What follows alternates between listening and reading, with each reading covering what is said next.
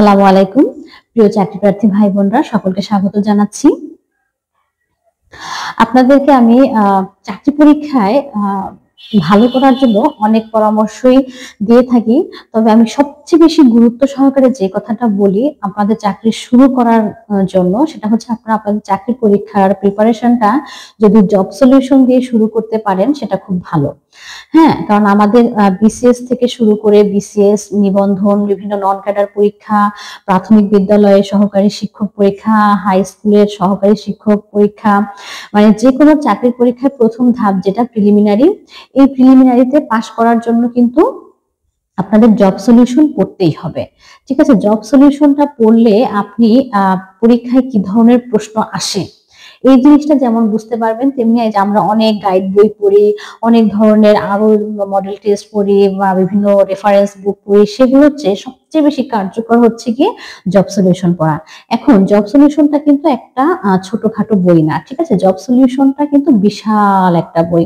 হ্যাঁ, তো এই বিশাল একটা বই আপনি কিভাবে পড়বেন এবং কিভাবে পড়লে সর্বোচ্চ পরিমাণ আপনি আউটপুট পাবেন এবং ইফেক্টিভলি এটা আপনি আপনার চাকরি প্রাপ্তির ক্ষেত্রে ব্যবহার করতে পারবেন, আজকে আমি সেই বিষয়গুলো নিয়ে আলোচনা করব।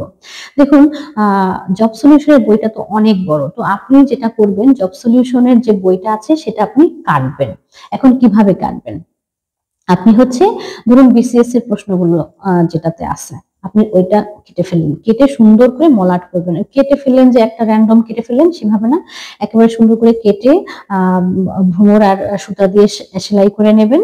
হ্যাঁ, প্রথমে বিসিএস এর প্রশ্নগুলো, এরপর আপনি হচ্ছে সাল অনুযায়ী প্রশ্নগুলো ইয়ে করতে পারেন, কারণ ওই জব সলিউশন তো সূচিতে সাল অনুযায়ী প্রশ্ন দেওয়া থাকে। ধরুন আপনার 2024 সালে যে প্রশ্নগুলো আছে সেগুলো করলেন, অথবা 2-3টা, মানে যাতে আরেকটা বিষয় হচ্ছে মানে প্রত্যেকটা পার্ট যাতে মোটামুটি সমান হয়। যেমন বিসিএস হয়, যেমন আপনি একটাতে আপনি একটা সাল, 2-3টা সাল নিলেন, আর একটাতে আপনি 4-5টা সাল এক্সট্রা নিলেন, ঠিক আছে, কোনো সমস্যা নেই। আপনি মোটামুটি সেম লেভেলে আপনি এরকম 7-8টা করে ভাগ করে নিলেন।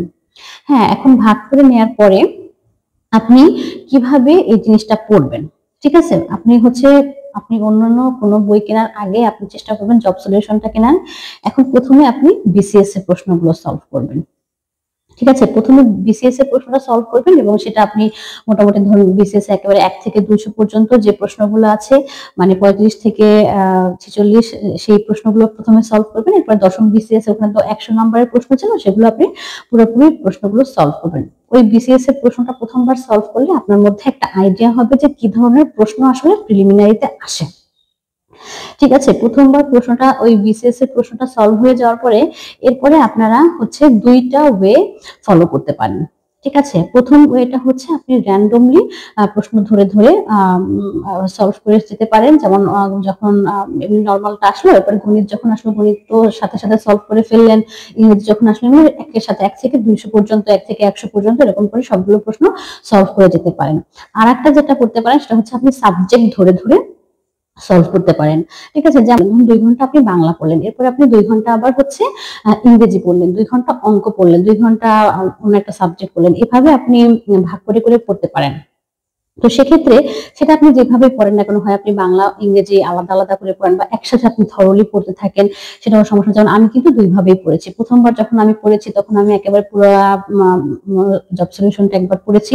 এরপর যখন আমি তো জব সলিউশনটা আমি কয়েকবার শেষ করেছি। ঠিক আছে, আপনারা কমপক্ষে 3বার জব সলিউশনটা শেষ করে তারপরে হচ্ছে আপনারা হচ্ছে অন্য বই কিনবেন বা অন্য বই পড়বেন। কারণ জব সলিউশন যদি আপনি না পড়েন বা জব সলিউশন, তাহলে কিন্তু আপনি মোটামুটি আপনি পরীক্ষার সম্পর্কে আপনার ভালো আইডিয়া হবে এবং জব সলিউশন পড়লে আপনার গাইড বইও পড়া হয়ে যাবে। সলিউশন যখন আপনি পড়বেন, আপনি যেভাবে পড়েন না কেন আপনাকে ব্যাখ্যা সহ পড়তে হবে। আপনি যদি ব্যাখ্যা সহ জব সলিউশনটা পড়তে পারেন, তাহলে মোটামুটি আপনার যে বাজারে গাইড বইগুলো আছে, এই গাইড বইগুলো যখন আপনি পড়তে নেবেন আপনার আর কিচ্ছু লাগবে না। আপনি যখন ডাইজেস্ট পড়তে নেবেন আপনার কাছে সব প্রশ্ন কমন থাকবে, মোটামুটি 2-1টা ছাড়া। আপনি গাইড বই মডেল টেস্ট যখন দিতে যাবেন তখন আপনি দেখবেন যে একটা দারুণ একটা পারফরমেন্স আপনি করতে পারছেন।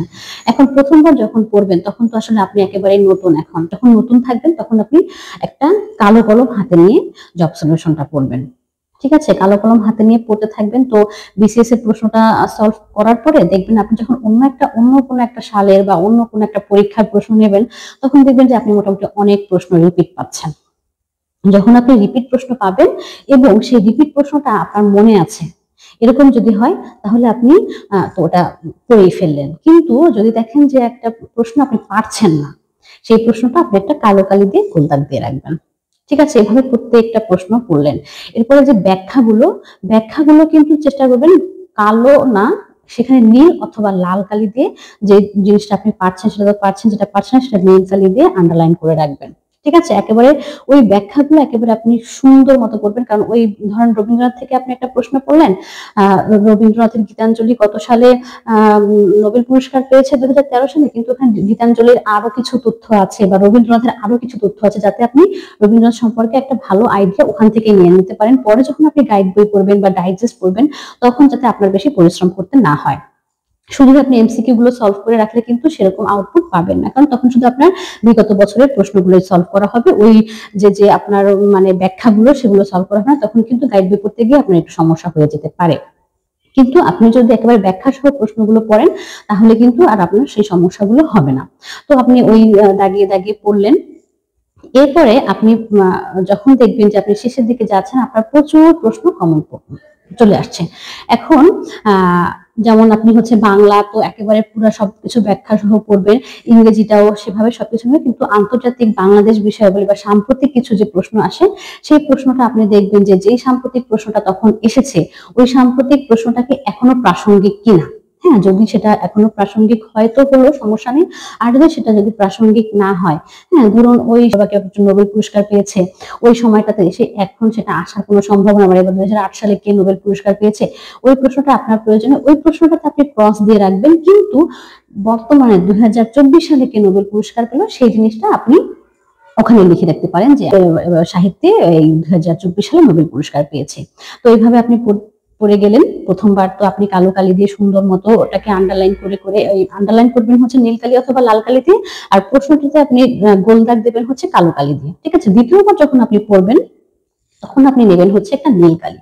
যখন আপনি নীল কালি, তখন যে কিন্তু আপনার কালো কালি দেখবেন যে ম্যাক্সিমাম প্রশ্ন কিন্তু আপনি সলভ করতে পারছেন,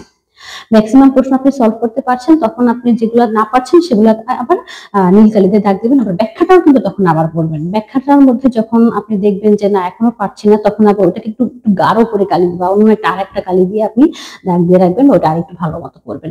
এরপর ফাইনালি যখন করবেন, তখন হচ্ছে আপনি এটাকে লাল কালি দিয়ে করবেন এবং দেখবেন এরপরে শুধু আপনি যখন করবেন লাস্ট টাইম, তখন শুধু যেই প্রশ্নগুলো আপনি পারছেন না, শুধু সেই প্রশ্নগুলো পড়বেন। ঠিক আছে, আর বাকি প্রশ্নগুলো আপনি পরে আবার পড়বেন। এখন এটা হচ্ছে গিয়ে তো র্যান্ডম পড়লেন। এরপর আপনি যদি সাবজেক্ট ওয়াইজ পড়তে চান, তাহলে সাবজেক্ট আর একটা কাজ আপনারা করতে পারেন। এই কাজটা আমি হচ্ছে গাইড বই পড়ার ক্ষেত্রে করতাম, কিন্তু এটা আপনারা জব সলিউশন সলভ করার ক্ষেত্রেও করতে পারেন।